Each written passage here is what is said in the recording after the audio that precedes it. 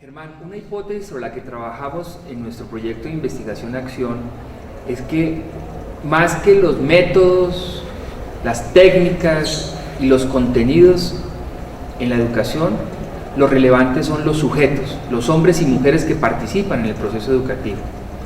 ¿Qué opinión tienes tú como acompañante de este proyecto? Indudablemente que eso es así. Es decir, las personas que participan, digamos, en el proyecto, tanto la persona que enseñaba o que guiaba, como el alumno determinado, es decir, son determinantes a la hora de lograr enseñanzas en los alumnos, más los hijos. Es decir, es la influencia, por ejemplo, de uno como profesor, papá, pues es decir, es muy fuerte en los hijos, no tanto a veces en los otros alumnos que llegaban externos al proyecto. Pero de todos modos yo creo que si los contenidos, yo pienso que los contenidos son una disculpa para enseñar como instrumentos, dar herramientas de pensamiento y herramientas de conocimiento. En últimas, si es a través de matemáticas o lenguaje o química, esas áreas, es decir, en últimas pueden variar muchísimo. Podría ser una enseñanza a través de oficios y cosas así. Siempre va a ser importante esa persona que guía. Es decir, como tal vez lo expresó Manuela, los ratos más significativos era cuando se podía llegar uno con los alumnos a las charlas, pues a una charla sobre algún tema, o nos encarretábamos hablando de cambiar el mundo, porque jugar a especularnos, ese fue un juego que siempre se hizo en el proyecto, especulemos, ¿y qué pasaría si? Entonces, también yo usé mucho con mis alumnos la teoría de extremos. Yo la llamo así porque un amigo le gustaba poner siempre ejemplos extremos para imaginar situaciones. Entonces, era como el ejemplo que estábamos hablando de qué pasaría realmente si los jóvenes todos decidieran no tener hijos. Y cae uno en cuenta que de pronto en solo 20 años ya la humanidad estaría pues casi que al borde de la extinción, si no nadie entonces ese tipo de situaciones extremas son increíbles porque hace reflexionar. Por ejemplo, cuando estamos hablando de física con los alumnos y les dicen, no, pues imagínense que el aire es como arena. Entonces la persona sí siente que el aire existe, porque en el momento que usted se lo imagina como arena y usted pasando de esta puerta a la otra, empujando un poco de arena, y si va más rápido va a sentir que la resistencia del aire es tremenda. Entonces, imaginar esas situaciones exageradas a veces es muy bueno para invitar a la reflexión. Germán, ahora mencionaste las familias o la familia, sí, en relación con los alumnos y las alumnas que han estado en el proyecto educativo de ustedes. Háblanos un poco de las familias, de esos sí, alumnos y alumnas. Tuve de todo.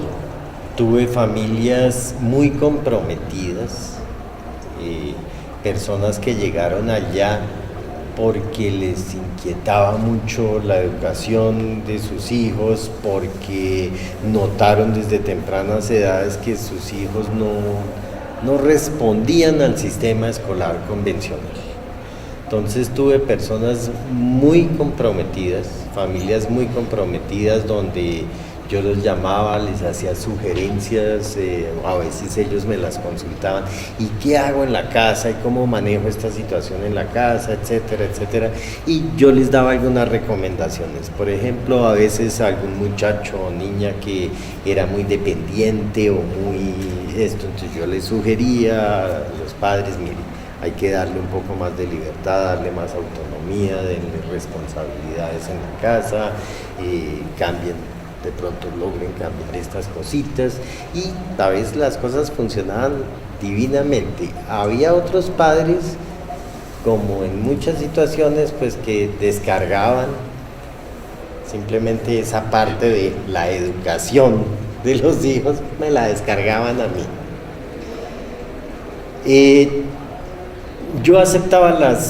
Cuando yo aceptaba a un alumno, yo lo aceptaba con sus realidades.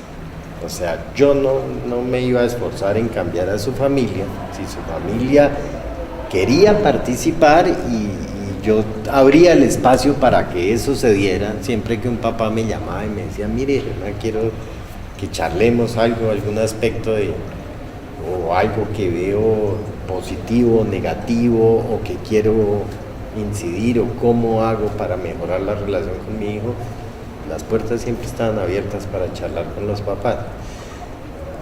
Cuando eso no venía de parte de los papás, era raro que yo llamara a papás pues para decirles, bueno, aquí está pasando esto o aquello o lo otro.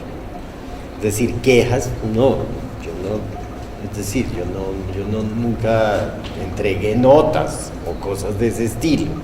Los alumnos jamás estuvieron en un curso. Es decir, aunque había escolaridad y había unos horarios y había unas materias que se daban, nunca existió un curso.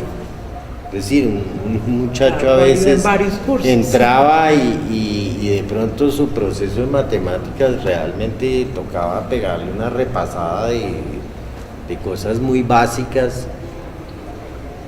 Podía tener 12 años y si necesitábamos repasar otra vez a operaciones básicas, no había ningún problema. Y si su proceso lector estaba lentísimo, pues íbamos a donde el proceso lector estaba lento y empezábamos a trabajar a partir de ahí. Nunca se habló de cosas así. A veces cuando un alumno rotaba por el proyecto, pues que pasaba un tiempo y me decía, bueno, ¿cómo a qué nivel estaría yo? Bueno, sí, está en un séptimo, entre un séptimo y un octavo, está viendo esas materias, como esas cosas, ese nivel, si usted quisiera volver a un colegio.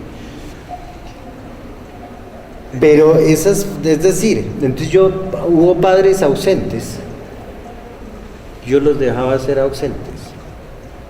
Y madres ausentes también. Sí, bueno.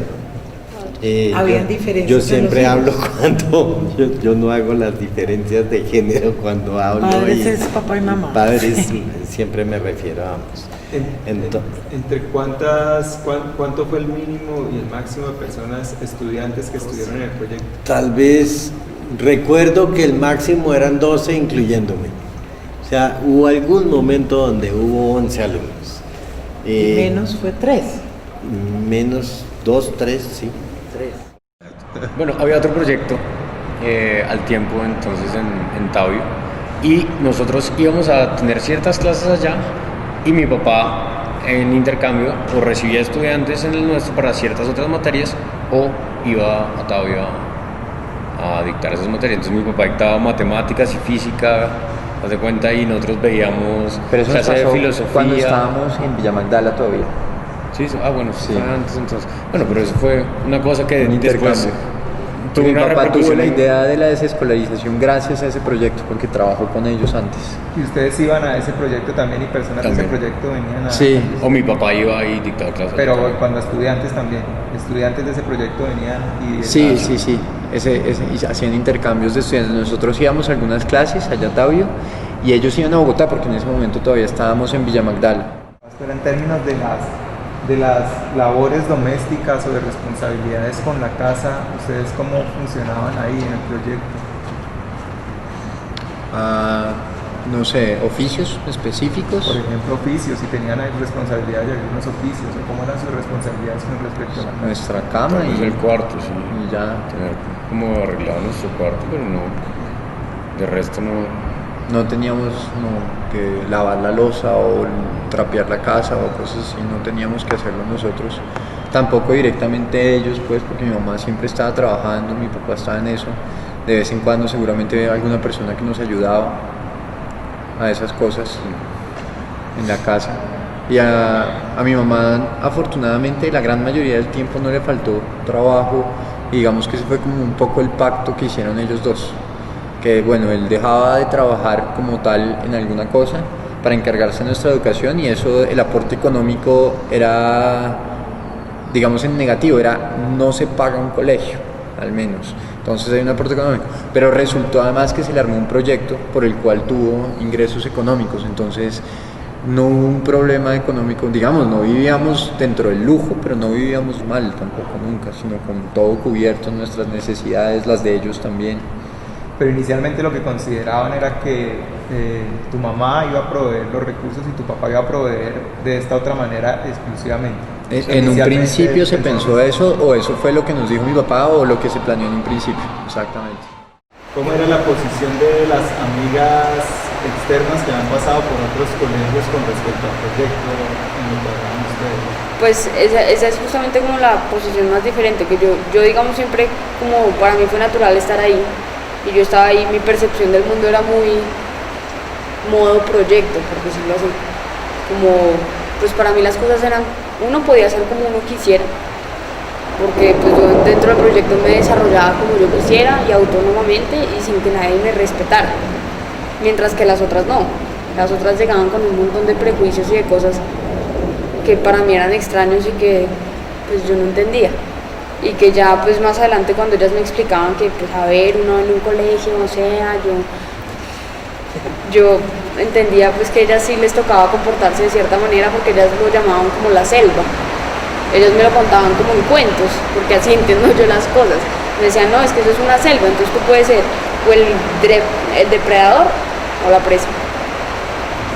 Entonces yo era, es que, mientras que el proyecto para mí era como que cada uno por ahí, todo loco y ya. ¿En qué momento llegaron esas dos compañeras mujeres al proyecto? Pues la primera llegó cuando yo tenía 10. Luego llegaron otras dos, pero que no fueron como tan amigas mías porque eran mucho mayores, como cuando tenía 11. Y la otra llegó cuando yo tenía 12. Manuela, ¿va apareciendo la música cuándo? ¿Cuándo va apareciendo la música? Al principio. ¿Cuándo es el principio? Al tiempo con el proyecto. Cuéntanos un poco sobre esa aparición y cómo va avanzando, por favor. Pues yo empecé así como por puro gusto, porque les pedí a ellos, y entonces empecé en clases como de música popular, un poquito, no, eso fue mucho antes. Y bueno, pues a mí me empezó a gustar y todo, entonces ya pues alguna vez mi tía les dijo como pues métanla algo un poquito más formal para pues como para que aprendan como más desarrollado. ¿Dónde hacía lo de música popular? Al lado de mi casa en Sopó, con unos grupos que habían ahí. Y bueno, ya entré al conservatorio, ahí duré 2 años, pero a los 6 meses me aburrí de la profesora y empecé las clases particulares con la polaca. Entonces he tenido esos problemitas con los profesores bastante a menudo y pues las instituciones. ¿Y cuándo aparece el piano? Ya el piano y el gusto por el piano. Ahí mismo, entonces pues yo seguía estudiando piano y ya conocí a esta profesora, que la primera vez que la conocí me dice, bueno. ¿Cuál profesora? La polaca. Yo voy a escuchar cómo tocas y si tocas mal no te acepto. Yo, ay, bueno. Pues empezamos y bueno, ella dijo que bueno, que si me daban las clases, pero era pues supremamente estricta, y al mes me dijo, bueno, te conseguí un concierto en 6 meses en Popayán. Y era como mi mamá decía, a mí con retos. Y así empezaron las cosas y cada 6 meses me ponía a dar conciertos y a mí eso me gustaba, me encantaba el público. ¿A qué edad hiciste el primer concierto en Popayán? A los 7. A los 7 años. Y yo no podía con eso, o sea, a mí me encantaba salir a tocar. Y pues era una cosa que pues yo me imagino entre aplausos que pues a todos nos gustan, pero pues también era como la manera en la que yo podía decir muchas cosas. ¿Sienten ustedes que hubo algún cambio en términos de la cantidad de personas o la calidad de relacionamiento mientras estaban en el colegio y cuando estaban en el proyecto? Sí. En mi caso considero que toda mi vida social mejoró. pero tuve la exposición al colegio, o sea, no culpo al colegio, mi vida social en el colegio no era mala, pero no era satisfactoria del todo. Yo, por ejemplo, era esa clase de estudiante que no pertenecía a ningún grupo nunca, pero nunca estaba ligado a alguna situación ni nada en específico, pero nunca estaba con un grupo en específico o pertenecía a este grupito de personas.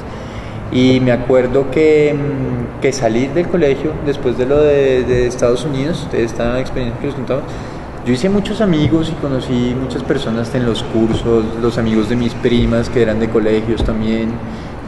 También fue afortunado que estuviéramos en Sopó. Sí, Estamos claro. en Sopó y era muy tranquilo a los 12, 13 años estar saliendo a las calles hasta las 10 de la noche. Frescos, exacto, sin Relajados. problema. Entonces teníamos amigos allá y nosotros, Y libertad. de hecho, de pequeños antes habíamos vivido también en Sopó y ya teníamos amigos que también crecieron, nos volvimos a reencontrar. De pequeños es a qué edades. De pequeños es que Desde los 0 a los 4 o 5 años, sí. sí. Vivimos en Sopó. Y se encontraron después sobre los Después, 12. exacto. 12, 13, Entonces, cuando 14. entramos ya, pues teníamos amigos allá y hacíamos parches también. Y en Sopó lo que decía Sebastián, ahí empezó a llegar más gente. ¿Se identifican en alguna identidad, filiación religiosa, espiritual? ¿Hubo de eso componente en el proyecto? ¿Ese tema cómo lo manejaban?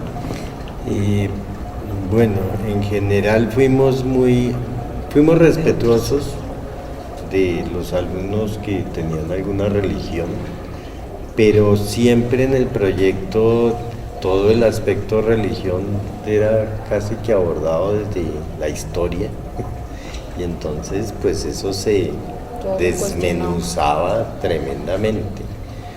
Entonces sí hubo alumnos que llegaron con una idea de creencia que se desbarató en el proyecto, es decir, Pero que no esos- con la intención, Sí, sino no ellos era esa solos, la por el intención, proceso de sino que ellos conocimiento después del iban tema. diciendo, no, realmente ¿Ustedes yo no. tienen alguna creencia religiosa, profesan? Yo alguna soy creencia? católica. Pilar es sí. católica. Pero ellos son... Yo soy católico de que me tocó, de los católicos que a uno lo No los bautizaban y era bautizamos. católico, Sí, pero sí, desde sí. muy tempranas edades pues deseché la religión. ¿Qué se considera, Pienso. Germán, cómo se considera hoy en día desde el punto de vista religioso, espiritual? No sé, yo en eso sigo. Mi padre, en mi hogar, mi mamá era católica, muy devota, y mi papá todo lo contrario. ¿Qué es todo lo contrario? Pues no creía en Dios, no necesitaba de Dios. Y nos decía, respeten el credo de su mamá y lo que ella, acompáñenla de pronto, no sé qué, así ustedes no crean, no sientan que lo necesiten. Pilar es católica practicante actualmente. No practicante que voy a misa todos los domingos y eso no, soy creyente y creo mucho en Dios. Creyente. ¿Y Manuela qué relación tiene con lo religioso, con lo espiritual? Yo he tenido de todo. Yo creí en Dios en algún momento y me bauticé porque quise a los 11. Bautizo católico. Sí, porque quise a los 11 y ya luego como que no. Entonces después empecé yo con mis mundos mágicos yo sola a inventarme mis propios dioses y mis cosas, pero no eran dioses así como reales, sino que yo decía todo lo volvía yo mágico. Entonces yo me inventaba historias y escribía y escribía y escribía. Y entonces por ahora, pues en ese momento era como eso. Entonces yo hablaba con ellos y sí, como si uno rezara o algo así, pero era como para estar conmigo mismo. Y ya luego, ya pues como que no creí en nada, pero siempre he sentido como esas energías. No de Dios o algo así, sino pues yo sí creo como en las energías, como que cada persona, uno le siente la energía, como si te cae bien, si no. Entonces eso siempre me ha sonado en la cabeza y ya después pues empecé a hacer yoga, averigué un poco sobre el budismo y todo, pero no tengo un Dios. O sea, creo en las personas que han, digamos, encarnado cualidades muy bonitas del ser humano como el amor y que por eso uno las ve y uno es como, ay, tan bonito, y ya. Ok, está difícil esa pregunta. Pues en el proyecto nunca se tocó el tema pues, de la religión. Es decir, yo fui criado por parte de mi mamá como católico y por parte de mi papá agnóstico. O ateo, Sí, ateo. Más bien. Entonces realmente a nosotros no nos bautizaron nos dijeron, pues nos dieron la libertad de nosotros decidir si queríamos estar en cualquiera de estas cosas, ¿no? Entonces, pues por una parte la familia era católica y por la parte de mi papá nunca, es como que se obligó o era imperativo estar en alguna parte, era una cuestión de decisión propia. Entonces, es decir, el proyecto jamás tocó temas de Pues sí, religión en cuanto a formación seguir en cosas. términos de religión no había, pero pues había la posibilidad de ser libre en escogencias. Había un estudiante muy cristiano, por ejemplo, Luis Felipe en ese momento pertenecía y no había un problema con eso, más allá de que se pusieran en tela de juicio o en crítica muchas cosas frente a la religión como estructura, digámoslo así, como a grandes rasgos, no propiamente criticando al estudiante o cosas así, sino las ideas dogmáticas, digamos, que hay detrás de todo eso. Nosotros sí teníamos esa ambigüedad en nuestro propio núcleo, porque mi mamá es católica, digamos, no es católica practicante, que vaya a misa, que sea pegada al pie de la letra, pero es católica, cree en Dios, todas estas cosas, y mi papá es todo lo contrario. Entonces, uno podía esa decisión. ¿Ustedes cómo se definen o cómo se sienten ahí en eso Hoy en día? Yo me defino agnóstico, totalmente, tal vez no, yo personalmente no discuto la existencia o la no existencia, creo que definitivamente existe una cosa superior en todo el sentido de la palabra, pero pues la naturaleza, el universo, como lo quieran llamar. No me afilio a una religión como tal y no pretendo resolver una cantidad de cosas que creo que nosotros no podemos resolver, pero esa es mi percepción personal.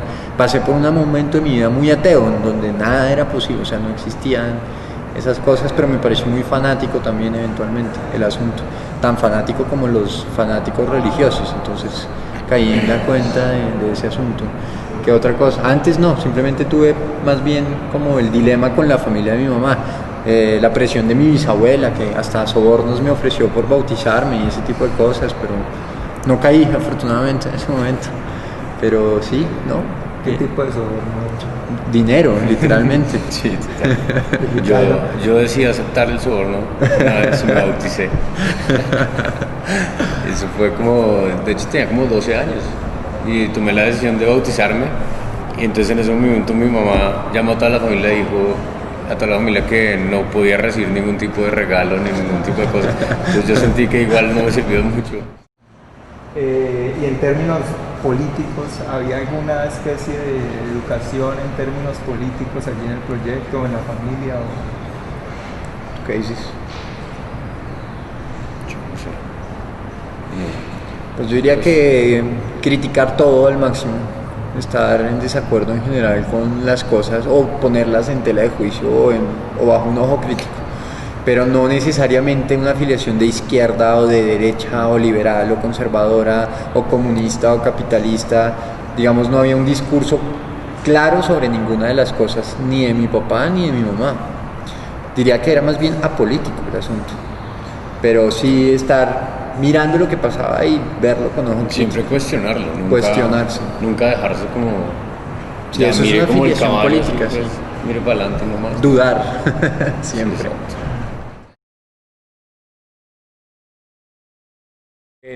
Yo de hecho al año y medio de estar haciendo el programa en casa nos graduamos del colegio, porque Del bachillerato. tomamos el examen solo para probar el examen, para conocerlo. Al año y medio de Al año haber y medio. empezado el proceso de escuela en casa, Exacto. presentaron el examen de validación, que en ese Exactamente. momento te permitía hacer. Sí. Y era solo queríamos probar y saber cómo era el examen, cómo funcionaba y la cosa. Yo tenía 14 años Y en la y él 13. prueba pues nos pasábamos con un muy buen resultado y ya lo que hicimos fue quedarnos, en ese momento eran 2 exámenes de validación de bachillerato y el ICFES.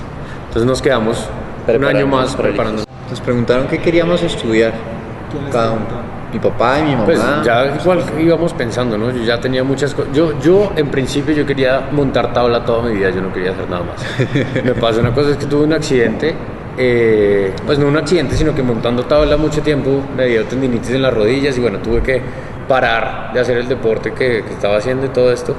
Y en ese momento, en el proyecto, cuando estábamos ya preparándonos para el ICFES, entramos a clases de música en un sitio que se llamaba La Factoría, en Sopó. Y cuando entramos allá, yo me empecé a orientar por el bajo eléctrico. O sea, ya llegamos y era una casa llena de instrumentos y cada uno cogió un instrumento, ¿sí? Entonces yo llegué tarde, entonces el único instrumento que quedaba era el bajo.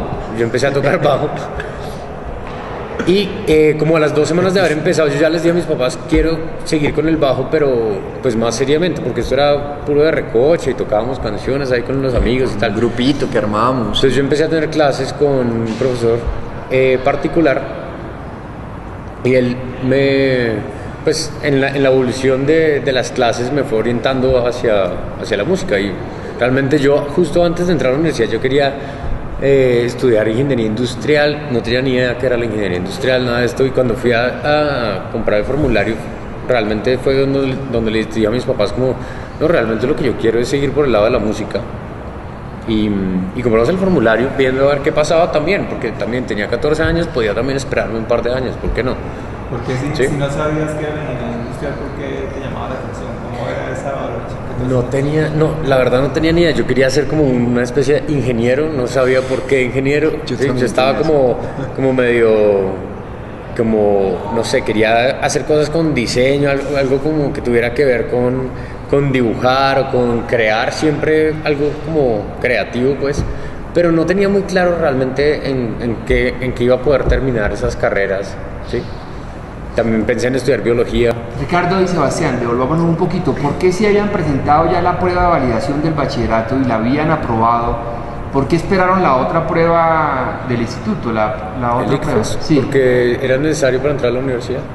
¿Con la del bachillerato no era suficiente en el momento? En ese momento era de sexto a 11 y después era la prueba del ICFES. Era una prueba de validación, se llamaba, y la prueba de validación era de sexto a 11.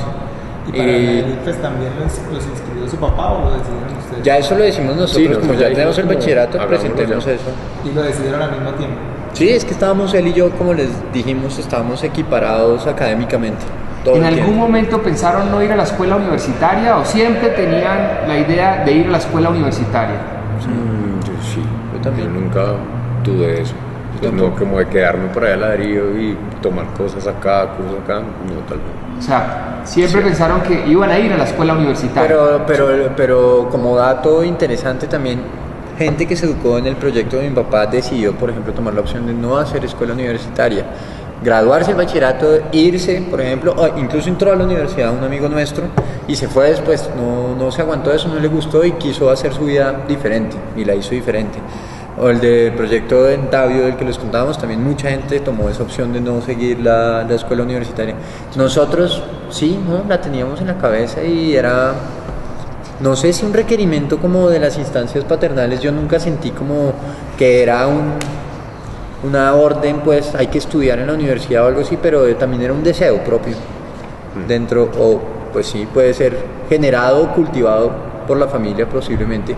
Lo del de Sol Ingeniero puede tener que ver que en la familia de mi mamá hay ingenieras de sistemas y son muy buenas, y mi tío también es ingeniero y nos gustaba, a mí me gustaba la ingeniería de sistemas. Antes de estudiar historia decidí que yo era ingeniero de sistemas toda mi vida antes de ser historiador, y los cursos de historia que tomé antes de entrar a la universidad fueron los que me apasionaron por esa rama. Eso fue lo que me sucedió a mí. ¿Cómo es esa entrada a la universidad y entrar, por ejemplo, a un sistema que, como tú mencionas, de pronto no es lo mismo que la escolaridad? ¿Qué es lo que no es lo mismo que la escolaridad? ¿Qué tiene de diferente en esas cosas que tienen de similar, como por ejemplo las notas? ¿Cómo la veían ustedes? ¿Cómo sintieron ese cambio? Ok, pues yo me presenté a 3 universidades. Me presenté a la Javeriana, a la Nacional y a los Andes.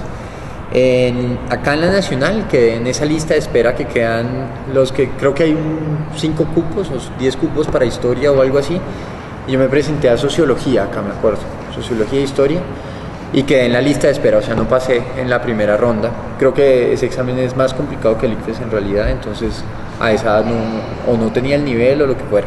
¿A qué edad, Sebastián? 14 años me presenté yo acá. ¿Querías ingresar a la Universidad Nacional a los 14 años? A la Universidad Nacional, a la Javeriana o a los Andes. No. Me presenté a los Andes, en los Andes pasé y en la Javeriana también pasé. No me llamaba tanto la atención la Javeriana por el asunto religioso, porque en ese momento yo, como les contaba, era un poquito más firme con el asunto de ser ateo, de verdad ateo, como que no existe Dios y esas cosas.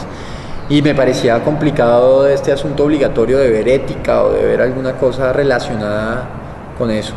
Pero mi motivación mayor era que en los Andes había clases con un profesor que me había enamorado de la historia de la Edad Media en ese momento, que se llamaba Jaime Borja, o se llama Jaime Borja, y él trabajaba como tal en los Andes en ese momento. Yo dije, yo quiero entrar a los Andes porque allá está ese profesor. Y entré y curiosamente me pasó que él se fue de los Andes a la Javeriana justo en ese momento. No se puede pensar, uno sabe quién es la persona. ¿Cómo te graduaste? ¿Cómo obtuviste el título de bachillerato? ¿Cómo fue ese proceso? ¿Cuándo quisiste tener el título de bachillerato? ¿Qué Pues, pasó con yo eso? Lo quería tener a los 12, ¿Y qué pasó a los 12? pues que no pasé. ¿Presentaste? ¿Qué hiciste para...? El inglés. ¿Presentaste el examen de estado? Sí, me presenté ya con el afán de que, es que yo compito con mis hermanos y mi hermano del medio se había graduado a los 13, entonces yo lo quería a los 12. Y entonces yo no, me voy a presentar. Y mi papá sabía que no iba a pasar porque todo ese año había estado yo loca pues con mis amigas, que no sé cómo, que no sé cuántas, entonces no estudiaba nada, yo estaba pues echada, relajada. Y claro, lo presenté y no pasé. Y entonces mi papá me dijo, bueno, ya, usted verá si lo quiere presentar el otro año, le toca pues estudiar. ¿Y cuándo lo presentaste entonces? Entonces nuevamente. a los 6 meses lo volví a presentar y me pegué una clavada para estudiar eso.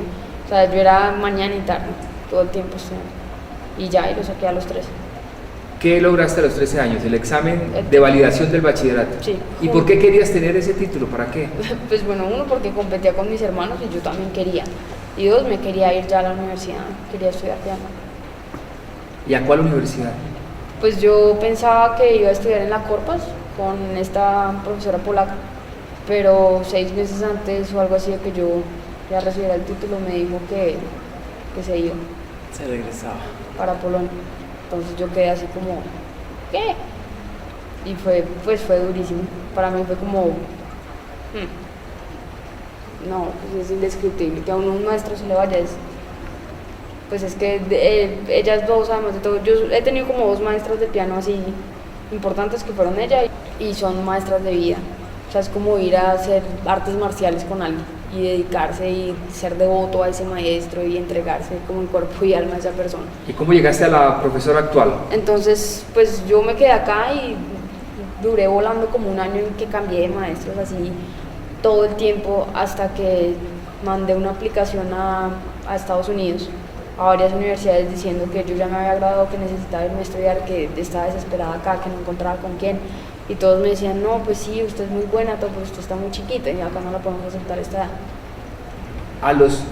¿Cuántos años llega a la Universidad de Medellín? Entonces, a los 13, esos últimos 6 meses dije, bueno, me voy a Estados Unidos como para darme las vacaciones antes de arrancar otra vez a estudiar. Estuve allá con un maestro allá en Estados Unidos y volví a entrar al colegio allá para aprender inglés. Y entré a octavo. Yo era así, no, qué pereza. Aprendí inglés para poder pelear con los profesores. Ese era mi único objetivo allá, porque me daba mucha rabia que me calificaban bajito porque yo hacía los procesos de matemáticas sin escribirlos. Y ponía el resultado, es que no, está mal.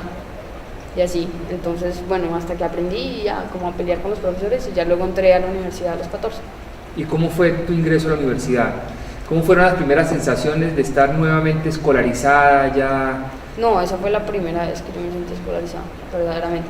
Y además de todo, música es raro, porque no estás en un grupo de 40 personas, o sea, éramos 20 en un salón y con esos mismos 20 te gradúas y estás en todas las clases con ellos. Además de todo, pues la música es muy diferente, no se trata como otras carreras que son con distintos profesores y tales, sino que tú a cada profesor de cada materia es como un respeto pues muy grande porque son tus maestros, o sea, ellos no es como que, ay, este profesor no me gustó, qué porquería, no explica bien las cosas, no, en los de música es como el maestro.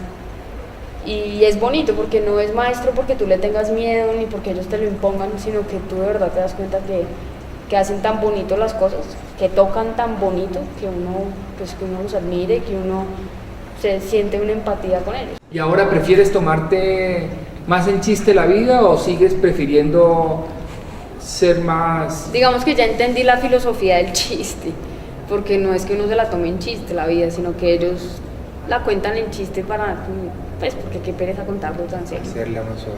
Pilar, ¿y cómo es esa experiencia de acompañar a una hija de 14 años que entra a la escuela universitaria, donde se va a juntar con muchachos y muchachas de muchos más años que ya tienen otros hábitos adicionales? ¿Cómo ha sido esa experiencia, Pilar? Además, separada, tengo entendido, distanciada espacialmente de Germán.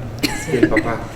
No, pues nosotros primero que todo, cuando supimos que la maestra la iba a recibir en Medellín, nos sentamos a hablar, Germán y yo, dijimos, bueno, Manuela tiene la oportunidad de su vida de tener semejante maestra, que se vaya para allá.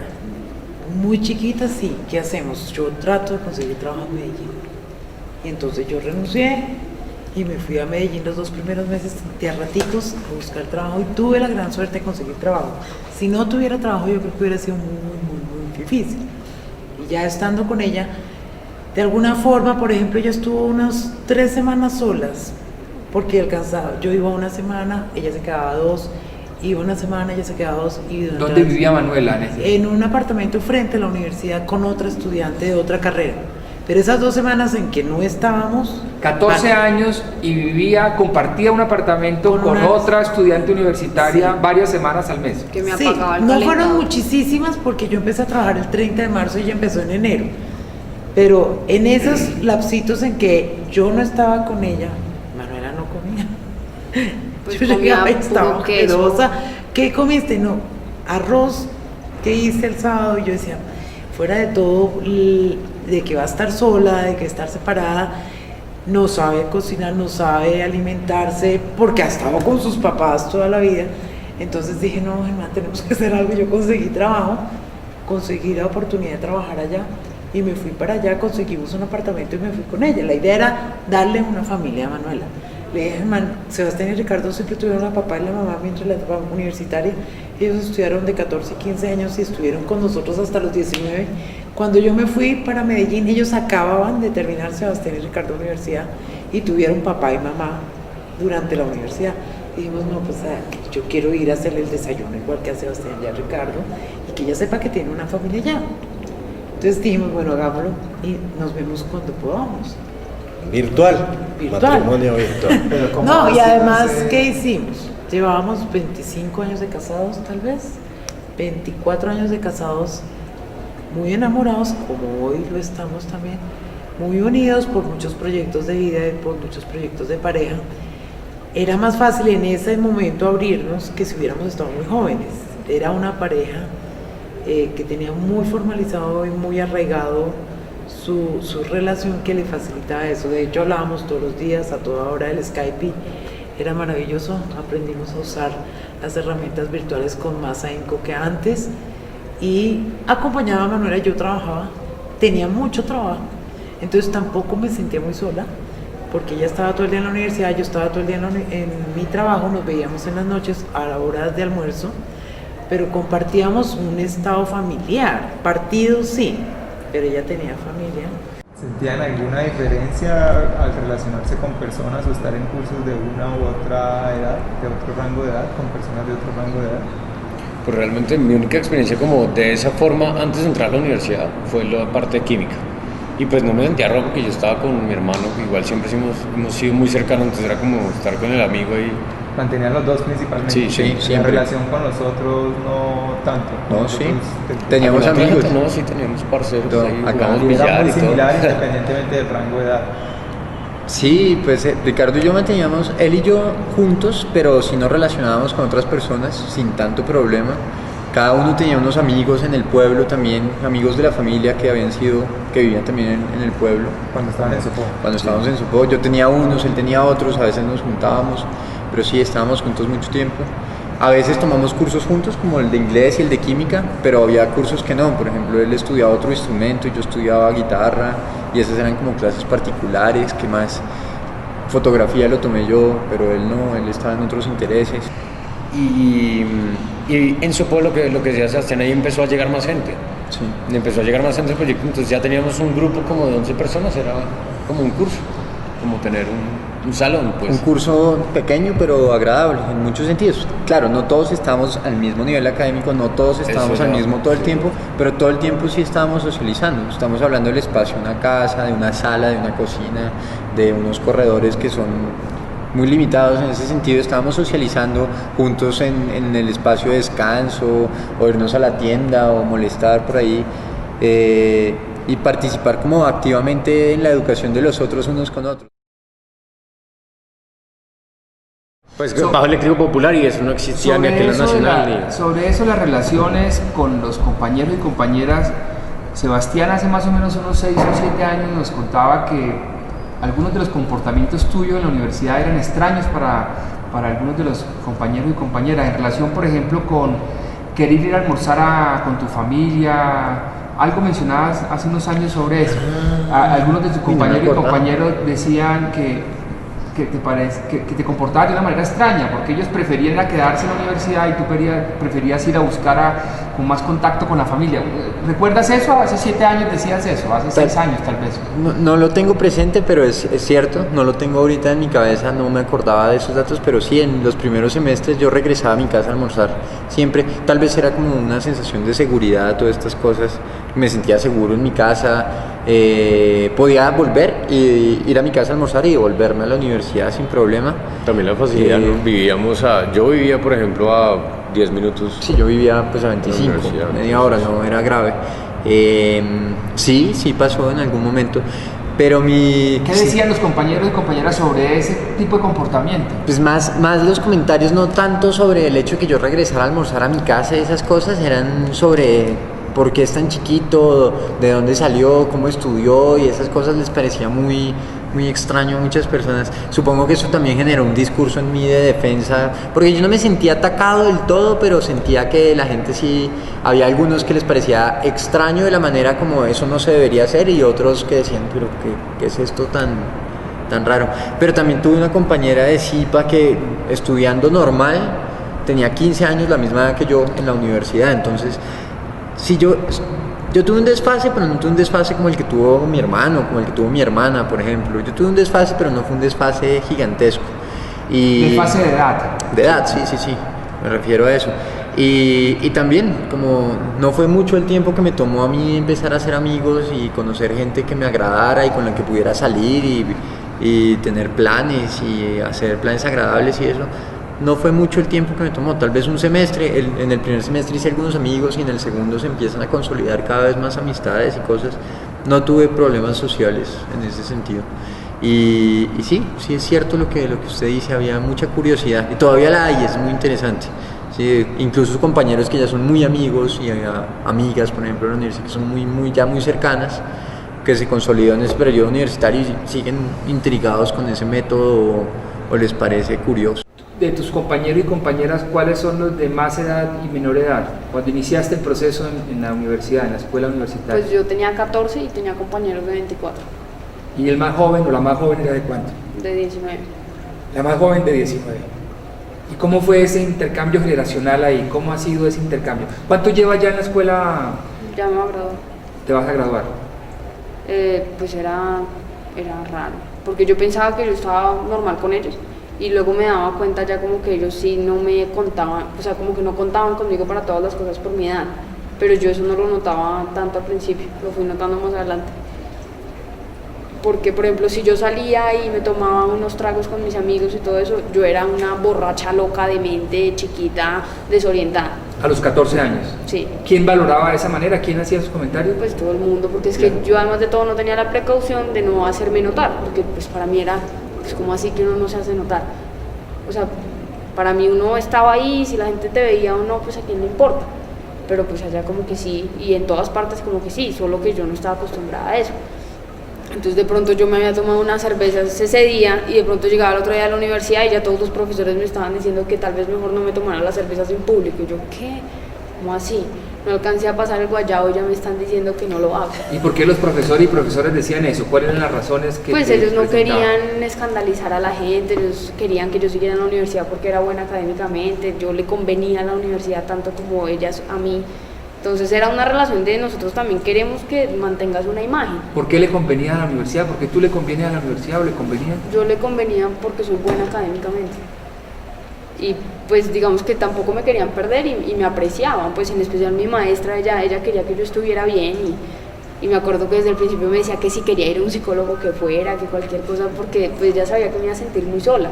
De hecho, citó a mis papás al principio para decirles que si yo me aburría no me fueran a presionar porque era natural que estando en otra ciudad sola fuera a ser muy difícil. Y menor. Y pues tan chiquita y todo. Yo me acuerdo que mis amigos me molestaban y me decían, Manuel, usted así tomando y todo, ¿no le da miedo que la cojan la policía y usted teniendo que llamar a la maestra blanca que la recoja en la cárcel? Pues sí, cosas así, y de verdad que sí, o sea, si yo estaba ahí tomándome una cerveza con ellos y de pronto pasaba el policía, yo era como... Tu proceso, Ricardo, ¿cómo fue en ese sentido? Bueno, pues entonces les contaba, yo tomé la decisión pues de presentarme a música. Me acuerdo que en ese momento fuimos a la facultad, es decir, yo hice mi formulario, entonces fuimos a la facultad y mi mamá habló como con la directora académica y toda la cosa y ella le preguntó que sí, porque yo tenía 14 años, estaba muy chiquito, no sé qué, y yo estaba ahí, yo mismo le dije a la directora, yo quiero entrar, quiero probar esto y quiero presentarme. Finalmente dijeron, listo, perfecto, se puede presentar. Y entré a música, pasé directamente. No tuve ningún problema con las audiciones que había para selección ni nada de esto. Y entré directamente a música. Digamos que yo siento que por la música hacer otro tipo de lenguaje, yo tuve una facilidad para poder hacer una vida social un poco más, digamos que natural en la universidad. Porque bueno, yo entré de 14 y no sé, pues la gente que había todavía tenía 18, 19 para arriba, era gente mayor, gente grande. Y en un principio, pues para mí los primeros 2 meses sí fueron pues raros, yo no estaba, digamos que muy acompañado, pero era muy buen instrumentista en el momento en el que entré y tenía mucho talento en la música y esto hizo que también mucha gente quisiera acercarse a mí.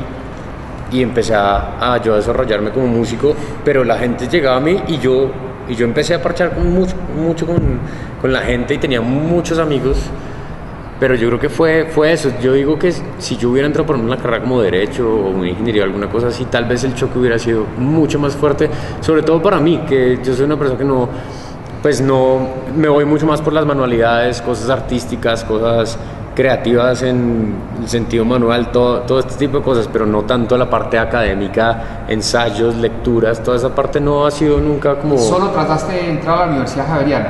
Sí, solo probé la Universidad Javeriana porque quería estudiar bajo eléctrico jazz. El primer motivo por el cual en realidad yo empiezo y me gusta tanto la música, que eran tantas cosas que tal vez yo quería decir que, como yo te decía, estas barreras no me dejaban. Y por eso, por ejemplo, cuando yo empecé a estudiar en Medellín, en la universidad, mi manera de comunicarme con la gente era haciendo música de cámara, que es tocar en grupo. Y eso para mí era pues lo mejor. O sea, yo creo que incluso paralelamente al piano he hecho una carrera de acompañamiento de música de cámara, porque no he parado un solo semestre de estar tocando con gente, que uno perfectamente puede no hacerlo si uno no quiere. Por ese motivo, porque es la manera en la que yo podía hablar, sin necesidad de poner ninguna barrera, porque es que no se puede. O sea, yo tengo esa teoría, cuando yo oigo tocar a alguien que viene a tocar conmigo, yo no necesito hacerle todo un análisis psicológico para darme cuenta de quién es. O sea, él y ya. Y uno lo ve y lo siente. Y eso es algo que yo no lo puedo explicar, pero no se puede pensar, uno sabe quién es la persona. ¿Vas a cumplir cuántos? ¿Cuántos acabas de cumplir? 18. Acabas de cumplir 18. ¿Qué similitudes y diferencias notabas entre las familias de tus compañeros y compañeras, la relación de ellos y ellas con los papás y mamás y tu relación con tu papá y tu mamá? ¿Qué similitudes y qué diferencias? Uy, no, pero es que eso ya es cultural. O sea, las familias paisas son muy diferentes a las bogotanas. Y en sí, pues la mayoría de mis compañeros no tienen una familia funcional, sino que todos están separados y tienen a los papás así. Entonces muchas veces ellos, el juego que tienen con los padres es, si este no me dejó, entonces le digo a este, y si este no me prestó plata, entonces le digo al otro. porque entre los padres no hay comunicación. Y pues en cambio el mío siempre ha habido un núcleo. Y bueno, pues además de esas diferencias así tan grandes, la comida. ¿Y los permisos a tus compañeras y compañeros? Yo era mucho más libre que todos ellos. Sí, ¿tenía las mismas posibilidades de tus compañeros de salir o de rumbear o de...? Sí. O sea, digamos que en algún momento hubo una etapa con mi mamá en la que, pues yo creo que ella se empezó como a preocupar un poco. Ella se fue a vivir conmigo como a los 4 meses. Y ya después ya cuando yo estaba por ahí en 5º semestre, ya como que ella estaba un poco preocupada, que yo a veces ya estaba como empezando a tomar mucho o a salir mucho, y a veces sí llegaba como hacia la casa y pues entonces sí me empezó como a decir que pues, o sea, hubo un periodo en el que pues entre ellos dos, y pues yo acordé con eso, se decidió que sí se iban a restringir esas cosas, porque ellos de alguna manera querían como que no, pues como que no me metiera tan de lleno ya en esas cosas así de chiquita, tal vez por miedo a que después me empezara a gustar mucho y ya como toda, más que por las responsabilidades, porque igual pues yo respondía a todo. O sea, a mí me iba súper bien en la universidad, así me tomara mis tragos o así estuviera con mis amigos. Era como, pues como por cuidado normal, de que no me fuera, pues no sé, a volver alcohólico o alguna cosa así. Y pues sinceramente sí funcionó mucho, porque yo ahora a los 18 y todo, que pues yo no sé, yo pensé que yo iba a cumplir los 18 y me iba a pegar las farras y que iba a andar con mis amigos para todas partes, y ya no me gusta. Es como, qué pereza. No me gusta casi tomar, prefiero hacer deporte, pues estar haciendo otro tipo de actividades que estar pues como reuniéndome al lado de una cerveza, era lo que decía mi papá. Claro que lo hago y me gusta y pues es rico, pero no es fundamental para mí el fin de semana hacerlo, por ejemplo. Tus compañeros y compañeras con los que has hablado muchos detalles de tu experiencia de educación sin escuela, de escuela en casa, ¿qué dicen? ¿Les gustaría haber tenido esa experiencia? No. ¿Qué dicen ellos y ellas? No, o sea, alguna vez me han dicho que si ellos tuvieran hijos, yo les digo, oiga, métalo a estudiar con mi papá, y es que no, ¿para qué quede como usted? No, qué miedo. Que no, porque yo estoy loca, me dicen que estoy loca. ¿Y por qué estás loca? ¿Por qué dicen que estás loca? ¿Qué locuras manifiestas para ellos? Porque veo todo muy diferente, porque cada vez que pasa cualquier cosa yo reacciono como al revés a lo que todo el mundo haría. Danos un ejemplo. Por ejemplo, tengo 2 amigos que solo se comunican en chistes, y yo en mi vida creo que he entendido los chistes y apenas ahora como que vengo a disfrutarlos un poco. Entonces ellos hacían un chiste y yo era como, ¿qué? Y yo me ofendía y mejor dicho los regañaba, y yo les decía, es que es el colmo que usted sea capaz de decirle eso a su amigo. O sea, alguna vez vi una compañera diciéndole a un amigo, ¿cómo fue? Un amigo diciéndole a otro amigo, pero así en chiste, que a mí me parecía pues eso fatal, es que le quité la novia. Y yo, es que ¿qué? ¿Y por qué le dice eso así? Pues como no se siente apenado, no le fue desleal, ¿qué le pasa? Es su amigo, no, ¿cómo puede estar pasando esto? Y yo le decía, no, me parece colmo porque es desleal. Es que, mano, pues estamos molestando y pues sí es verdad, y que igual yo sigo siendo amigo de él, así que haya quitado la novia. Y yo era así, pues mejor dicho, para mí todo trascendía de una manera absurda, y todo el mundo era como, no, es un chiste. O a veces mi maestra me molestaba y yo era como... Lo toma literal. Sí, cosas así. ¿Y ahora prefieres tomarte más en chiste la vida o sigues prefiriendo ser más...? Digamos que ya entendí la filosofía del chiste, porque no es que uno se la tome en chiste la vida, sino que ellos la cuentan en chiste para... pues porque qué pereza contarlo tan serio. ¿Cómo sentiste tú, Manuela, ese proceso también de vivir con tu mamá pero no estar tan cerca en términos de distancia con tu papá? ¿Cómo sentiste tú ese proceso? Pues era raro, porque como yo había pasado tanto tiempo con mi papá, entonces era muy extraño ya no estar con él, porque además de todo ya no tenía como con quién estar hablando y analizando todo y enseñándonos todo mutuamente. Porque con mi mamá la relación es muy diferente, ella y yo somos más como de arrunchis, de que comemos juntas, de que vamos a hacer tales compras, pues, o más así. Entonces, pues con ella es diferente, y a veces sentarnos a hablar de eso era, pues yo creo que para las dos era raro, era como, Fue una vamos a dormir. oportunidad diferente para Germán y para mí, para relacionarnos diferente con los hijos. Yo siempre fui muy apegada a ellos desde la parte afectiva, de consentirlos, de estar pendiente de sus cosas, de hacerles ricas comidas, de la runchis, como dice Manuela, y Germán, de estar pendiente de cómo piensan, cómo critican, cómo analizan. Cuando nos sentábamos en la mesa, analizábamos todos y participábamos todos, pero él era el motivador, el motor. Yo también participaba en las conversaciones, pero era más una relación afectiva. Esas diferencias las noté. La primera gran diferencia que existe entre la escolaridad, digamos, primaria y secundaria versus la escolaridad superior, si la queremos llamar todo escolaridad, para mí es el deseo. Que es que uno entra a la universidad en general deseando formarse en alguna disciplina o alguna cosa que uno escoge, o al menos a mí me la plantearon de esa manera y por eso no me desagradaba el asunto.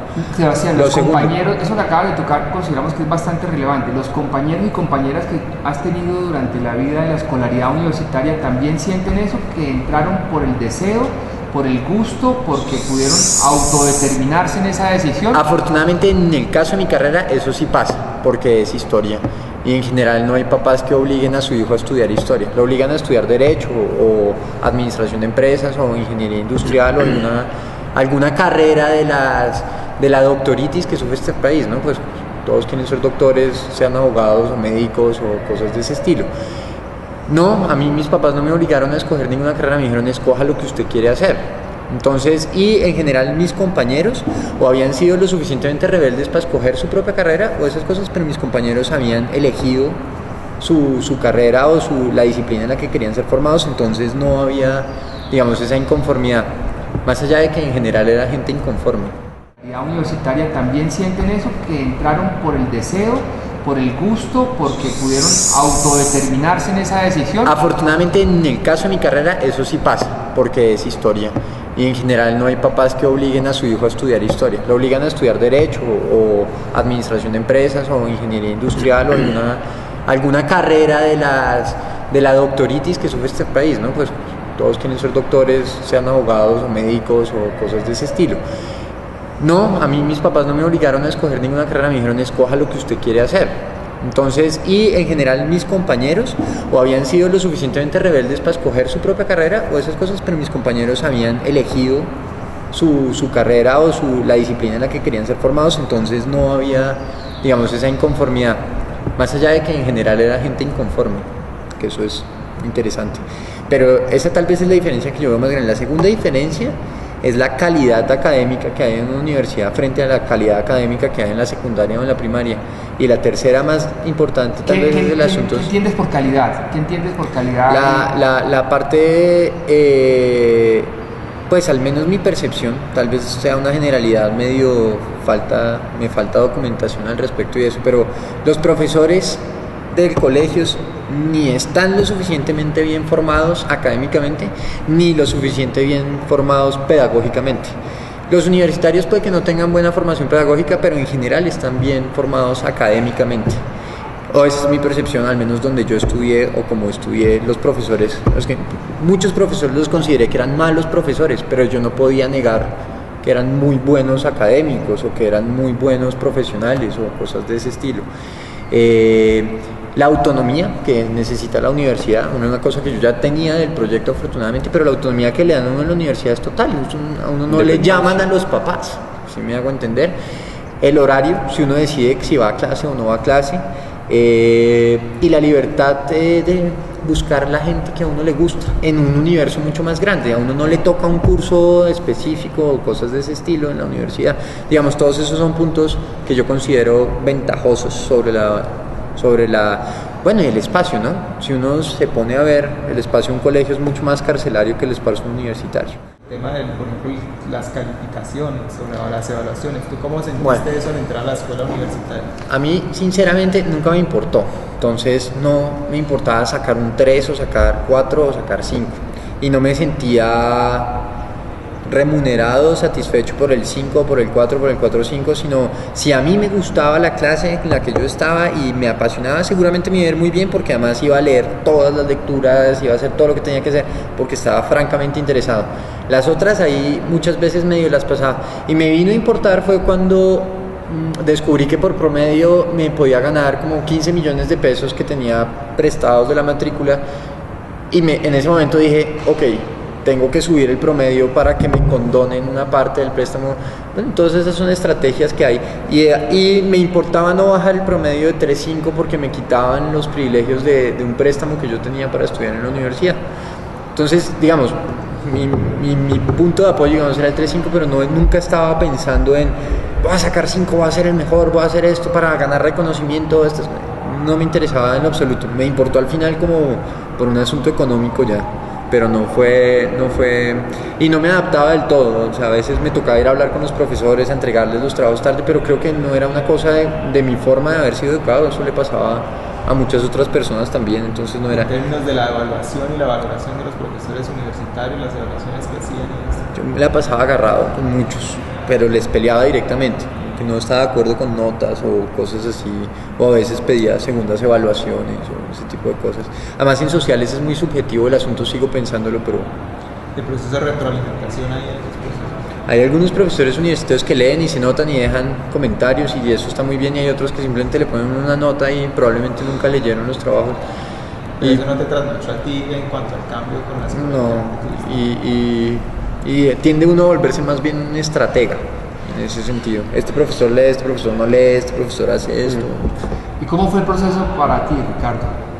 En cuanto a eso, Sí, ese mismo tema. pues realmente no, digamos que al principio estuve muy relajado con la parte de la música y mi instrumento, y la parte realmente musical, teorías de música, nunca tuve problema y siempre me fue bien. Nunca estuve como clavado estudiando 20 horas para que me fuera bien en alguna calificación. Esto tampoco era que le diera demasiada importancia, pero yo al principio apenas empecé a estudiar, estudié ingeniería de sonido también, y en esa materia sí tocaba hacer unos trabajos, no sé qué, y tuve mi primer choque como de evaluación. Con mi primer parcial saqué 1.8, y eso fue para mí como, no entendí, claro, no me preparé o no estaba como tan pendiente de estar súper bien preparado porque venía el parcial o venía el examen. Entonces cuando tuve ese primer parcial y me fue tan mal, yo dije, uy, ok, aquí tengo que cambiar un poco el chip y empezar también a pensar en eso, pero pues no, tampoco me trasnochó como decía Julián, como en ningún momento me preocupó pues estar siempre arriba de tales notas, nada de eso, sino que igual siempre me fue bien, entonces nunca... Hay una cuestión, tú mencionabas, yo no sé si lo interpreto bien, pero un poco lo que mencionabas era como que quizás en experiencias más prolongadas, si tuvieran características similares a las que tuvieron ustedes en el proyecto, el nivel de contacto con lo que tú llamas como que realidad no es suficiente. Yo no llamaría realidad, pero digamos el mundo al que uno va a tener, con el mundo con el que uno va a tener que luchar. Entonces el mundo con el que uno va a tener que luchar es de estándares, de números, de notas, de salarios, de competencia, y uno criado o educado en un mundo más igualitario, de procesos intergeneracionales, llega a un mundo que no entiende del todo bien. Yo me adapté de alguna manera o logré adaptarme, pero sentí la desadaptación que yo sufría. Pero ¿por qué las cosas tienen que ser así? Yo entro a un sitio a trabajar y siempre me pregunto, pero ¿por qué tiene que estar organizado así? ¿Por qué hay estos niveles jerárquicos de esto? Porque el más bruto está en la cabeza y no el que más sabe o estas cosas. Hay profesores inteligentísimos y el jefe o el coordinador académico es un tarado, cosas de estilo. Trataran de hacer un balance resumido de la experiencia de no escolaridad de ustedes, parcial. ¿Qué es lo más positivo? Algunos de los aspectos más positivos de esa experiencia de no escolarización que ustedes vivieron. Pues para mí, como escogí esta carrera que es la música, para mí fue demasiado provechoso, porque entré a la universidad a los 14 años, a los 19 años estaba graduado de la universidad, y en este momento tengo 24 y estoy muy joven, tengo muchos años de experiencia laboral, es decir, tengo muy buena hoja de vida, y eso la gente, pues digamos que le ha interesado, le ha llamado mucho la atención. También siento que justo la etapa en la que estuve entre los 14 y los 19, siento que es una etapa fundamental para, pues por lo menos en la música, digamos que el pensamiento formal que ya tenía, digamos que me dejaba estar en la institución, pero justo en esa época para formarme como músico y como artista fue un momento muy preciado, porque también estaba yo como, digamos que en el momento más lleno de ganas de aprender y totalmente apasionado por el tema. Entonces para mí fue muy provechoso y la universidad para mí fue una experiencia espectacular, y ahorita tengo muchas ventajas por el hecho de haber salido tan joven y he hecho muchas cosas y me he dedicado a muchas vainas, he trabajado como músico, también como otras cosas. ¿Otras cosas como cuáles? Por ejemplo, estuve también en cursos de lutería, aparte ya de la universidad, durante la universidad. Aparte de estudiar bajo eléctrico, estudié otros instrumentos, estudié cello también, me metí a cursos de lutería, construí instrumentos, me hice mi propio bajo eléctrico, mi propio instrumento, fue una experiencia increíble. Y ya cuando salí de la universidad, no trabajé como bajista, como instrumentista, sino trabajé como compositor de música publicitaria, y tuve unos trabajos con Hewlett Packard, haciendo jingles, cosas institucionales, pues como muy distintas a lo que yo estaba, pues en lo que yo me estaba metiendo, y también era muy joven. Entonces, digamos que tuve un momento, recién salí de la universidad, vi muchas cosas a la mano y me pude meter por todas y probar hasta que ya pues he ido como unificando, digamos, caminos y encontrar como las cosas que más Lo me mismo, gustan. Sebastián, ¿cuáles son como los aspectos positivos que más consideras relevantes de la experiencia de no escolaridad en la secundaria? Bueno, comparto uno con Ricardo, y es aproveché un tiempo de la vida bien importante para formar la identidad en términos de dedicar toda una energía que puede ser dedicada a muchas otras cosas. La dediqué a formarme en una disciplina, a oficios, a la guitarra, a la fotografía, a varias cosas que me interesaban. Dediqué ese tiempo de mi vida y fue muy provechoso. Graduarme joven a mí me trajo ventajas, sé que no a todo el mundo le trae ventajas, graduarse joven tampoco no a todo el mundo, y creo que lo más provechoso en términos de la desescolarización como tal, o haber vivido esa experiencia, para mí fue la creación de autonomía e interés por aprender, que nunca caí en el desprecio de aprender o de tener que estudiar o cosas de ese estilo. Eso no me pasó, más allá de que uno le dé pereza hacer alguna cosa u otra, pero no querer dejar de aprender es tal vez el legado más grande que me deja ese proyecto que mi papá inicia con nosotros. ¿Por qué mencionas más a tu papá que a tu mamá? ¿Por qué mencionas más a Germán que a la mamá de ustedes? Pues en todo este proceso del proyecto, mi papá, no solo mi papá, sino fue nuestro profesor, nuestro tutor, nuestro maestro durante todo este tiempo. De hecho, pues desde que tenemos algún tipo de experiencia de aprendizaje con él, entonces pues también por eso. Y la formación del proyecto es un pacto con él muy directamente, y tengo entendido que mi mamá se enteró un poquito después y eso generó algunas... ¿Recuerdan o aún, digamos, piensan en aspectos negativos de la experiencia de no escolaridad? ¿Qué aspectos negativos, Ricardo? ¿Qué aspectos negativos de la no escolaridad, de la etapa de no escolaridad que tuvieron? En cuanto a digamos que la vida social, yo tenía muy buena vida social dentro de la universidad, pero había muchas cosas que como músico yo quería hacer, como por ejemplo yo tenía un grupo con el que estaba tocando y yo no podía ir a tocar a ninguna parte, entonces la banda estaba un poco estancada porque yo era muy menor de edad, ¿sí? Porque uno fuera un poquito más grande. ¿Por qué no podías ir? Porque era menor de edad y se toca en bares, eran conciertos en sitios en la noche, alcohol, bueno, ¿por qué no podías ir? Pues porque era muy pelado, tenía 14, 15 años cuando ya estaba tocando con ellos, entonces no me dejaban entrar a los lugares. ¿Sí? Pero si eras un artista, ¿no puedes ingresar a esos lugares? No, porque venden alcohol y punto, pues ya. Así ha funcionado siempre. Ahora, lo que pasa es que sí, desde un momento a otro, igual yo sí me pegué un estirón en la universidad y yo ya no parecía un chino de 15 años y tenía un carnet de universidad que no tenía ninguna fecha de nada, entonces yo con eso entraba a todas partes y finalmente, pues digamos que no hubo ningún lío más allá, pero sí hubo momentos en los que yo dije, yo quiero estar con mis amigos allá, pero qué cagada, pues no puedo ahorita o no, la cosa. Eso por un lado, y tal vez al final, pues hacia la salida de la universidad, cuando salí de la universidad yo estaba como, digamos que todos mis amigos eran de 25 para arriba, o gente como alrededor de esa edad. Yo tenía 19 y yo salí y entrando al mundo real a trabajar o a conocer otras cosas, vine a encontrarme con gente mucho mayor y a trabajar con gente mucho mayor, pero también como que cuando me encontraba con gente menor, yo mismo como que no lo aceptaba tanto, yo me sentía de otra edad, eso sí es una realidad. Yo salí de la universidad sintiendo que yo tenía 27 años o lo que fuera, ¿sí?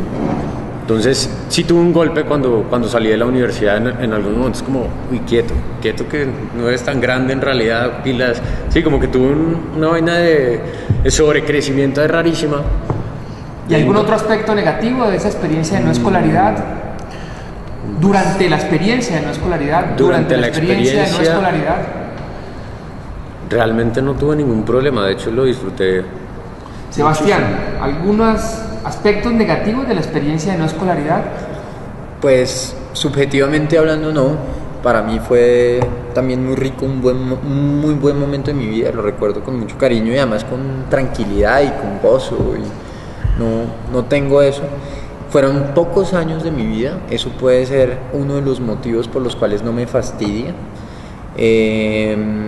Fueron pocos años de no escolaridad. Sí, fueron 2 años y medio, Porque 3 años. si hubiera sido más tiempo en escolaridad, de pronto podría haber más fastidio. Pues puede ser, imagínese pensar que yo quiero saber del mundo, pero estoy en mi casa rodeado de la gente que viene a mi casa, pero yo no tengo el mundo a mis manos, y no voy yo al mundo, sino el mundo viene a mí.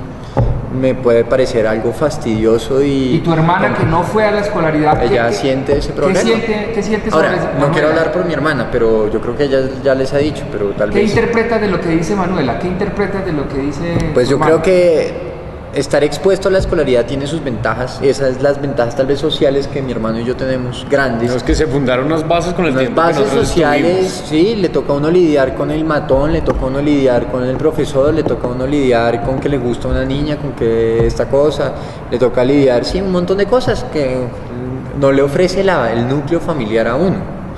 Y eso es positivo de la escolaridad o de estar expuesto a un mundo social, tal vez no la escolaridad, sino el mundo social.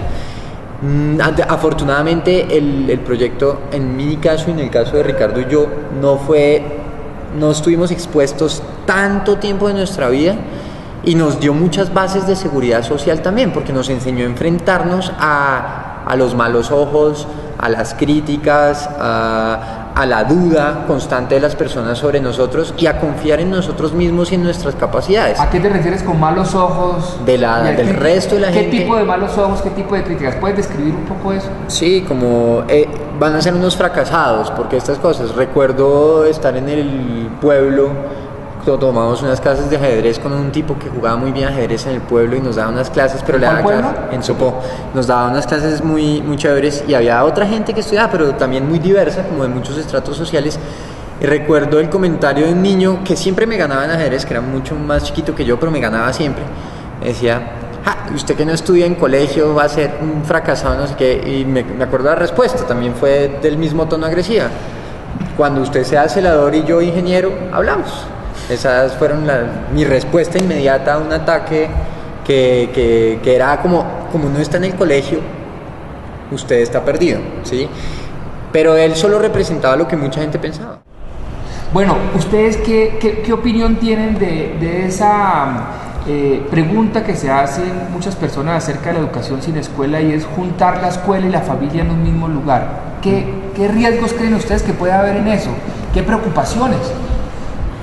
No sabe cómo empezar. Tal vez yo, por mi experiencia, sé que mi papá fue una persona que desde que nacimos o desde pequeñitos, pues mi papá siempre ha sido un educador. Entonces desde pequeño él siempre se preocupó por estar pendiente de los hijos, por estar detrás, por estar mostrando aquí, mostrando esto. Digamos que mi papá no fue un ejecutivo que se iba a las 7 de la mañana en la casa y volvía a las 9 de la noche y nos veía los fines de semana con los hijos. No sé, para mi caso, para mí no fue un choque que hubiera sido así. De hecho, me encanta poder admirar a mi papá como lo admiro, la manera en que lo admiro, siendo como papá o siendo como profesor o como maestro.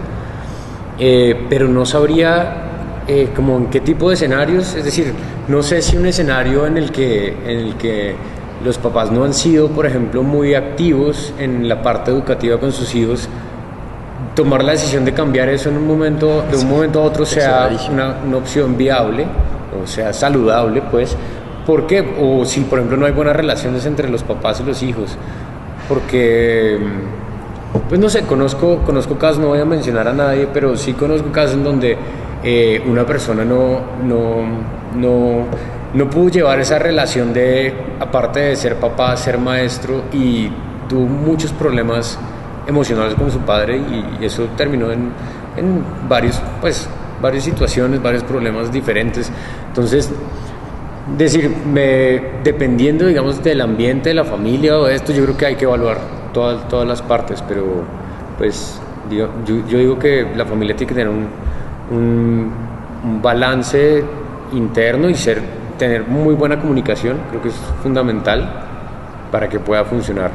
O sea, esa experiencia de ustedes tiene las características que tiene por la familia y el padre que ustedes tienen. Sí, yo creo que tal cual se dieron las condiciones que teníamos nosotros. Sebastián, ¿cómo ve este asunto?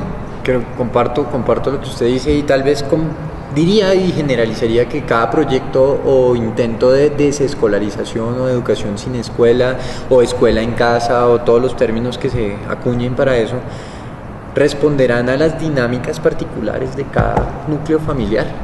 Entonces, cada proyecto o cada dinámica educativa tendrá su propia forma. Manuela, hemos hablado de momentos emocionantes, positivos de tu experiencia de educación. ¿Nos puedes contar algunos que no son tan emocionantes o qué cuestionas de tu proceso? ¿Qué no te gustaría, qué preferías que no hubiera sucedido? No, nada. ¿O que hubiera sucedido diferente? No, o sea, yo digamos que no tengo arrepentimientos de ningún estilo. Todo fue como fue y siento que todo me ha servido mucho. Mejor dicho, como alguna vez lo conversaba con alguien, es un proyecto que sí encamina hacia la libertad, que tiene muchos huecos, como todo. Pues sí, pero...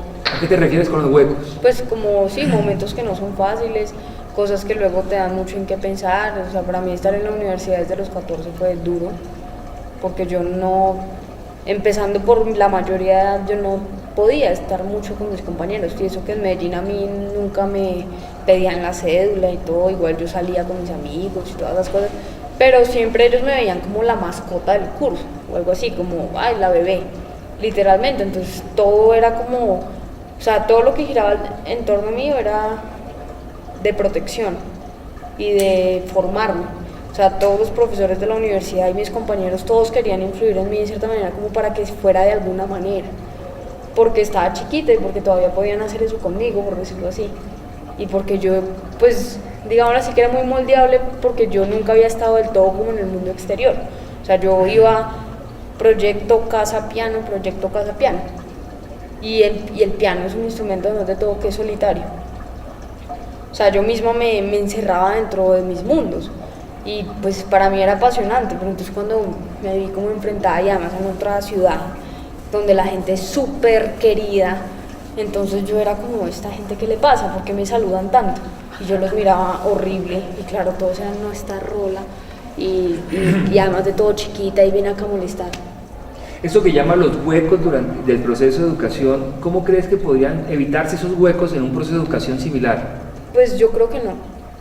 Yo creo que no, porque, bueno, en sí el proyecto no es factible si se hace en masa, porque la idea justamente es personificarse, pues como personalizar mucho el proceso de cada persona, porque igual cada persona aprende de maneras muy diferentes. Hacer eso en masa sería casi que ir en contra. Entonces, tal vez una de las cosas que sería socializar más con más personas, y de una manera en la que, mejor dicho, mi papá podía estar muy cerca de las relaciones. Él podía decir, hey, eso no se hace, pues hay que ser solidarios, no irrespetes a tu compañero, cosas de ese estilo, que en los colegios los profesores obviamente no pueden estar ahí, porque eso pasa de todo, y bueno, sí, muchos los que se quejan, pero el resto no. Entonces, pues no me parece que se pueda hacer masificado. Pero entiendo que preferirías haber tenido más vínculos con más personas, con más niñas de tu edad, o con más niñas o con más niños de tu edad. Pues como te dije ahorita, no prefiero nada antes y me gustó todo como fue por lo que he logrado a través de eso ahora. Sí, que para mí fue más difícil empezarme a relacionar con la gente en la universidad y que fue doloroso darme cuenta de que yo no, o sea, de que yo no me podía hacer como, que no tenía tanta carisma, por decirlo así, sabiendo que yo en el fondo yo quería como estar bien con todo el mundo, pero había algo que me separaba de todo el mundo todo el tiempo. Empezando tal vez como por los lenguajes, o sea, era como si yo hablara en otro lenguaje por mi crianza.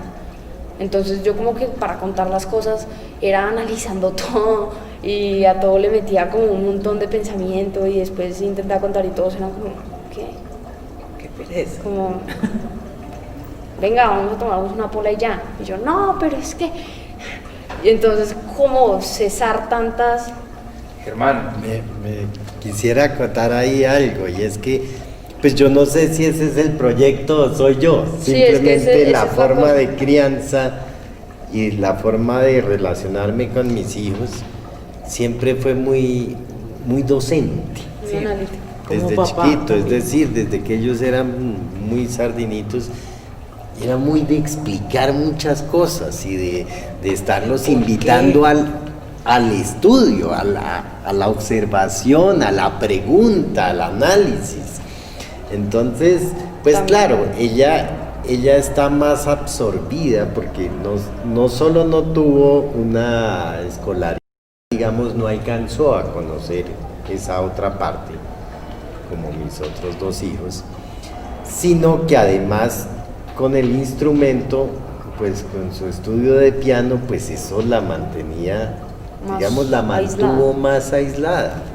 Entonces la manera de ella de comunicarse con sus compañeros en el proyecto era muy analítica.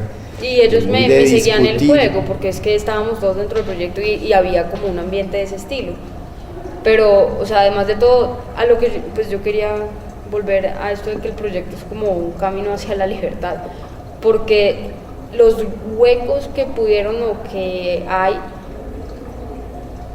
se podían, o yo siento que a través del tiempo lo que yo he sentido que me ha hecho falta o carencias que he tenido o cosas que quiero mejorar en mí, lo puedo hacer a través de eso, que fue lo que me enseñó en parte el proyecto y pues mi crianza. Pero ¿qué era has querido mejorar? por ejemplo, eso, lo que yo te decía de relacionarme, yo sentía como, ¿por qué no me puedo sentir bien con la gente si yo los quiero, pero no los puedo querer? O sea, era muy extraño, como que yo había, o sea, como que todos estaban acá y yo estaba acá y yo no podía pasar, había una barrera muy rara. Pero pues eso tiene muchas más cosas, mucho más contenido, eso no es solo que estudié en un proyecto, eso es mi crianza, eso son mis papás, mis hermanos, pues eso tiene un montón de cosas. Pero el hecho de que yo en el proyecto haya aprendido a, bueno, yo quiero ser yo primero que todo, no me interesa ser como los otros para que me acepten ni nada, sino que me quieran como soy. Pero también analizar quién soy, no solo pues yo soy y ya acéptenme, sino quién soy, preguntarme si es lo que quiero, por qué soy así, cómo surgió y si a través de eso yo puedo cambiar algo de lo que haya pasado en el pasado. Obviamente que no puedo cambiar, sino el hecho de aceptarlo y de que se solucionen los problemas en mí me permita mejorar las cosas que quiero mejorar en mis conductas. Que eso es algo que me permitió mucho ese lugar, que es lo que yo digo, o sea, yo no le cambio nada, porque si pudo tener carencias, pues las he sabido llevar. Pero le dio las herramientas. Y ahí quería pues como meter ahí la cucharada con algo del proyecto que yo estaba pensando. Cuando mi papá decía que era subversivo, recordé que, o sea, este proyecto, digamos que en general los proyectos desescolarizados se ven como muy inofensivos y muy pues chiquitos y son solo 10 personas, pero hay un factor que es un factor pues del que hemos hablado con mi papá mucho tiempo y es el factor multiplicador. Y yo creo que es lo que ha logrado mi papá en muchas personas, y es que a través de pues brindarles estas herramientas y todo eso, yo he visto como cada una de las personas del proyecto es diferente ahora por eso, y como ellos mismos lo dicen. O sea, yo sigo hablando con mis amigas y con mis amigos de allá y a veces me los encuentro y son personas diferentes. Pueden seguir en sus mismos ámbitos con sus mismas amigas del colegio, les sigue gustando la institución, pero ellos se preguntan más las cosas ya a la hora de tomar decisiones y a la hora de hacer sus cosas y son más, digámoslo así, originales. Con respecto a esa situación, por ejemplo, de exceso de profesor, yo les narraba a ustedes que pues yo por las tardes la solía acompañar a ella a toda la parte de música. Y como empezó música desde pequeña, entonces yo tomaba nota. La profesora que tenía particular me pedía que yo tomara nota, pues para que Manuela, mientras recibía su clase de piano, no tuviera que tomar nota. Pero esto era un cubículo, o sea, Sí. esto era un salón de, no sé, 2 por 1 metro, pedacito. con un piano que era la mitad del espacio, mi papá acá y la profesora acá. Exacto. Entonces, Entonces tomando yo nota. asistía a toda la clase y tenía que tomar los apuntes de lo que ella le decía, porque pues eran una cantidad de cositas. Que hay que mejorar el dedo número 2, que hay que practicar terceras, que no sé qué, que esto y lo otro. Entonces yo tomaba nota, yo de música no sé absolutamente nada, pero tomaba nota. Y después en la casa, en las tardes que ella no asistía a clases, entonces el cuadernito, papá, el cuadernito de notas. Y yo durante algún tiempo, y hasta que ella fue en eso también muy autónoma, pues la asistía en su ensayo en la casa. Entonces a veces metía la cucharada, pero eso no está como muy duro, o no sé qué, o Yo no me suena. moría de la rabia. Y ella pues se molestaba con eso. Pero pues yo era como, digamos, yo sentía que tenía esa responsabilidad porque era la maestra de ella. Me decía que yo tenía que estar como pendiente de que ella sí trabajara. Finalmente después fue tremendamente autónoma con Pero eso, pero en eso sí pequé tal vez. Yo me es decir, molestaba, no porque él me hiciera comentarios, sino porque tenía razón y él no sabía.